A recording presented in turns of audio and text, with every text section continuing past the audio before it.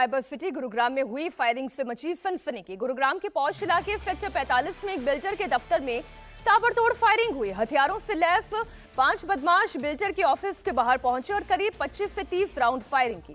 Firing के बाद इलाके में दहशत फैल गई। फायरिंग से दफ्तर में लगे शीशे चकनाचूर हो गए। वहीं बिल्डर के ऑफिस में खड़ी लग्जरी कारों में भी गोली लगी है। गनीमत ये रही कि फायरिंग में कोई घायल नहीं हुआ। वारदात को अंजाम देकर 5 बदमाश मौके से फरार हो गए। हमले के जिम्मेदार हरियाणा के गैंगस्टर दीपक नांदल ने ली और सीसीटीवी की मदद से पुलिस आरोपियों की तलाश में जुटी हुई है, छापेमारी कर रही है। ये आई थी कि ब्लूम्स है ना जो होटल, इसके पास कोई फायरिंग हुई है। तो हम इस सूचना पे यहाँ पर पहुंचे। कितने राउंड फायरिंग हुए?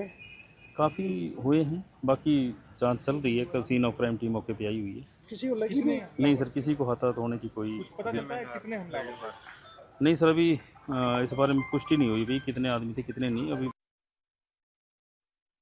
गुरुग्राम में बिल्डर पर फायरिंग के बाद गैंगस्टर दीपक नांदल ने सोशल मीडिया पर न सिर्फ फायरिंग की जिम्मेदारी ली बल्कि गुरुग्राम पुलिस को ओपन चैलेंज भी किया है। गैंगस्टर दीपक नांदल ने सोशल मीडिया पोस्ट लिखा। क्या लिखा वो मैं पढ़ देती हूँ। राम राम सभी को। मैं दीपक नांदल, जो ये गुरुग्राम में एमएनआर बिल्डर्स पर फायरिंग हुई है ये मैंने करवाई है। रीजन है रोहित राहेजा का रिश्तेदार नितिन तलवार। इसने मेरे पैसे देने हैं। 2019 से ये खुद न्यूजीलैंड भाग गया था। फैमिली के साथ सबको वार्निंग दी है। जिसने मेरे पैसे देने हैं मत उलझो मुझसे।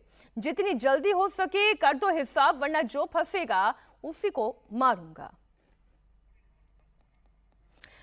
तो आपको बता दें, नांदल गैंग की गोलियों का शिकार गुरुग्राम हरियाणा इससे दहल रहा है। हमारे सहयोगी कुमार सोनी इस पर और ज्यादा डिटेल देंगे। अब ये पैसों का हिसाब किताब जो है ये फायरिंग तक कैसे पहुंच गया और पुलिस की कार्रवाई कहां तक पहुंची है, इस पर डिटेल दें कुमार।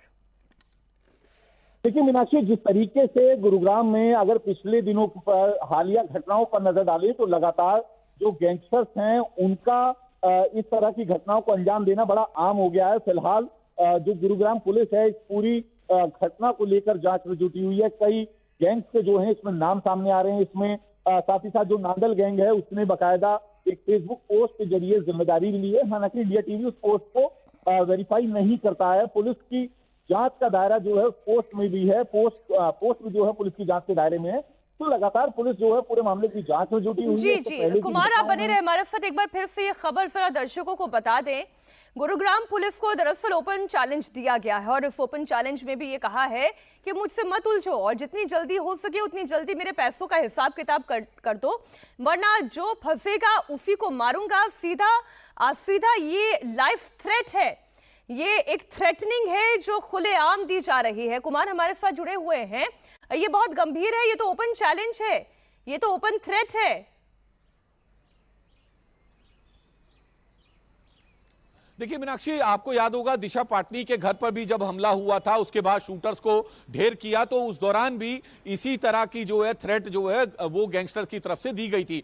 अब इसी तरह का थ्रेट जो है वो एक बार फिर गुरुग्राम पुलिस के गुरुग्राम में हुए अटैक के बाद जो है दिया गया है। तो गैंगस्टर जो है बेलगाम जरूर है, लेकिन फिलहाल पुलिस जो है पूरे मामले की जांच में जुटी है। जो एमएनआर बिल्डर है उसके तमाम पुराने बैकग्राउंड को निकाला जा रहा है। उसकी किस किस से दुश्मनी है, आस पड़ोस के लोगों से बात की जा रही है, रिश्तेदारों से बात की जा रही है। और ये जो पूरा पैसे को लेकर डिस्प्यूट है इसको गुरुग्राम पुलिस समझने की कोशिश कर रही है। इस पूरी चेन को समझने की कोशिश कर रही है ताकि कौन लोग हैं, कहां से आए हैं, उनको पकड़ा जा सके। खासतौर पर जो आने का रूट है और जाने का रूट है शूटर्स का, उसको लेकर जो है पुलिस लगातार सीसीटीवी खंगालने में लगी है ताकि पूरे रूट को एस्टेब्लिश किया जा सके और उसके बाद आगे कार्रवाई की जा सके। तो फिलहाल पुलिस पूरे मामले की जांच में जुटी है। अभी तक जो है कुछ सीसीटीवी जो है गुरुग्राम पुलिस ने रिकवर भी किए हैं। अब उनको जो है पूरा एनालाइज करेगी और उसके बाद ही आगे की तफ्तीश हो पाएगी कि आखिर तस्वीर साफ हो पाएगी कि क्या वाकई में इस पूरे शूटआउट के पीछे नांदल गैंग है या फिर सिर्फ वो जिम्मेदारी ली गई है जबकि इसके पीछे कुछ और मामला है।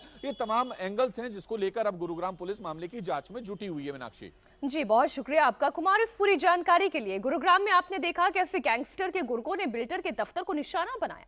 गैंगस्टर्स के बढ़ते हुए खौफ के बीच उनके नेटवर्क की कमर तोड़ने के लिए दिल्ली पुलिस एक्शन मोड में है। दिल्ली पुलिस ने दिल्ली एनसीआर में कुख्यात गैंगस्टर्स के खिलाफ बड़ी कार्रवाई की है। दिल्ली और हरियाणा में गैंगस्टर्स नीरज बवाना, काला जठेड़ी, जितेंद्र उर्फ गोगी, राजेश बवाना, टिल्लू ताजपुरिया, कपिल सांगवान उर्फ नंदू और सुरेंद्र मलिक उर्फ नीतू दाबोदा के 58 ठिकानों पर एक साथ रेड की। पुलिस ने गैंगस्टर नीरज बवाना के पिता समेत 6 लोगों को गिरफ्तार किया है। वहीं 36 लोगों को हिरासत में लेकर पूछताछ की जा रही है। पुलिस को भारी मात्रा में कैश, सोने चांदी के जेवर और हथियार मिले हैं। आइए आपको बता दें दिल्ली पुलिस की टीम ने गैंगस्टर्स के किन किन ठिकानों पर कहां पर रेड मारी है। पुलिस ने राजधानी समेत हरियाणा के सोनीपत, सांपला, झज्जर, रोहतक, बहादुरगढ़ में गैंगस्टर्स के ठिकानों को खंगाला, उनके गुर्गों पर शिकंजा कसा। दिल्ली पुलिस ने गैंगस्टर्स के नेटवर्क पर बड़ा प्रहार किया। दिल्ली पुलिस की टीम नीरज बवाना, काला जठेड़ी, जितेंद्र उर्फ गोगी, राजेश बवाना, टिल्लू ताजपुरिया, कपिल सांगवान उर्फ नंदू, सुरेंद्र मलिक उर्फ नीतू दाबोदा के ठिकानों पर रेड कर रही है। सबकी कुंडली खंगाली जा रही है। कुल 58 ठिकानों पर यह रेड हुई है। दिल्ली पुलिस की टीम ने रेड के बाद 6 लोगों को गिरफ्तार भी किया, जबकि 36 लोगों को हिरासत में लिया गया है। गिरफ्तार किए गए लोगों में गैंगस्टर नीरज बवाना का पिता प्रेम सिंह सहरावत भी शामिल है। साथ ही पुलिस ने दिल्ली के खेड़ा खुर्द से शक्तिमान, टिकरी खुर्द, नरेला दिल्ली से वेदपाल, कराला दिल्ली से नवीन को गिरफ्तार किया है। वहीं दिल्ली के कराला से अंकित उर्फ विशाल और हरिओम को सलाखों के पीछे पहुंचा दिया है। कुमार हमारे साथ लगातार जुड़े हुए हैं। गैंगस्टर्स का अगर ये पूरा जाल खत्म करना है तो जीरो से शुरू करना पड़ेगा, तब कहीं जाकर टिल्लू ताजपुरिया, नीरज बवाना वहां तक पहुंचा जा सकता है। तो तरीका क्या खोजा है दिल्ली पुलिस ने? देखिए मीनाक्षी, अभी तकरीबन 3 दिन पहले द्वारका डिस्ट्रिक्ट ने इसी तरह से रेड की थी और अब आउटर नॉर्थ डिस्ट्रिक्ट और रोहिणी जो जिला है दिल्ली पुलिस का, दोनों ने जॉइंट ऑपरेशन के तहत ये रेड की। तकरीबन 50 से ज्यादा लोकेशन पर रेड की गई एक साथ, गैंगस्टर्स उनके ठिकानों पर, उनके गुर्गों के ठिकानों पर, और इसके साथ साथ इस पूरे ऑपरेशन में तकरीबन 900 पुलिसकर्मी, जी हाँ 900 पुलिसकर्मी जो हैं वो इन्वॉल्व थे। और सबसे बड़ी सफलता की बात यह है कि बुलेट प्रूफ जो स्कॉर्पियो कार है वो बरामद हुई है। तकरीबन 1.25 किलो से ज्यादा सोना, चांदी, नकदी, 50 लाख से ज्यादा हथियार, जिंदा कारतूस, मैगजीन, ये तमाम जो है रिकवरी की है। इस मामले में, आर्म्स एक्ट के मामले में दिल्ली पुलिस ने जो ये रेड की थी उसमें एक बड़ी गिरफ्तारी की है प्रेम सिंह की। दरअसल प्रेम सिंह जो है दिल्ली के कुख्यात गैंगस्टर नीरज बवानिया के पिता हैं और उनकी भी जो है गिरफ्तारी की है दिल्ली पुलिस ने। दरअसल नीरज बवानिया, राजेश बवाना, इसके अलावा टिल्लू ताजपुरिया, नीतू दाबोदिया, इन तमाम गैंगस्टर्स के गुर्गों और उनके ठिकानों पर जो है दिल्ली पुलिस ने एक साथ रेड की थी, जिसमें ये तमाम रिकवरी हुई है। ये बेहतर है, सबका नंबर आएगा, एक एक करके आएगा, सबकी कुंडली खोली जाएगी। दिल्ली पुलिस ये बड़ा काम कर रही है। बहुत शुक्रिया आपका कुमार इस पूरी जानकारी के लिए। अब खबर उत्तर प्रदेश के मेरठ से आ रही है। मेरठ में एक बार फिर दंगा ब्रिगेड एक्टिव हो गई है। एक बार फिर शहर का माहौल खराब करने की साजिश शुरू हो गई है। बड़ी खबर मेरठ के लोहिया नगर से आ रही है, जहां रास्ते के मामूली विवाद को लेकर 2 समुदायों के बीच हिंसक झड़प हो गई। मामला मारपीट पथराव से होता हुआ गोलीबारी तक पहुंच गया। देर रात मेरठ के जलालपुर गांव में जमकर फायरिंग हुई। लाठी डंडे और ईंट पत्थर चले। आसिफ नाम के लड़के और उसके साथियों ने मोहित नाम के लड़के के घर पर अटैक कर दिया। आसिफ ने मोहित पर गोली चला दी, जो उसके पास खड़े मंगल नाम के शख्स के पैर पर लगी। वहीं मोहित का सिर फट गया और उसे भी गंभीर चोट आई है। घटना के बाद से गांव में तनाव का माहौल है। इलाके में भारी पुलिस फोर्स की तैनाती की गई है। अब मेरठ में बवाल क्यों हुआ उसकी भी डिटेल आपको बताऊंगी, लेकिन उससे पहले बवाल की तस्वीरें आपको दिखा दूं। कल रात करीब 8 बजे लोहिया नगर का जलालपुर गांव मैदानी जंग बन गया। आसिफ और उसके साथियों ने यहां पर हमला कर दिया। पहले थोड़ी यहां की तस्वीरें आप देखें। जलालपुर में एक होशीपुर के गद्दी आए हुए हैं हमारे गांव में। गद्दी आए होशीपुर के, ये भाग रहे देखो।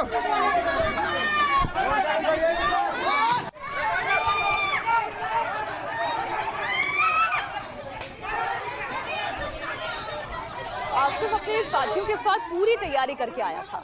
हमलावर धारदार हथियार और तमंचे से लैस थे। बताया जा रहा है कि आसिफ की तरफ से वहां करीब 12 राउंड फायरिंग की गई। जमीन पर पड़े गोली के खोखे बता रहे हैं कि हिंसा भयंकर थी।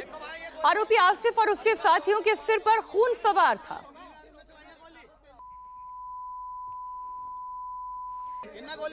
जानकारी के मुताबिक आसिफ ने मोहित की तरफ निशाना साधकर गोली चलाई, लेकिन गोली उसके पास खड़े हुए मंगल के पैर पर लगी। तस्वीर आपके सामने है। मारपीट में एक शख्स का पैर फ्रैक्चर भी हुआ है, जबकि मोहित के सिर पर चोट लगी है। फिलहाल घायलों का अस्पताल में इलाज किया जा रहा है।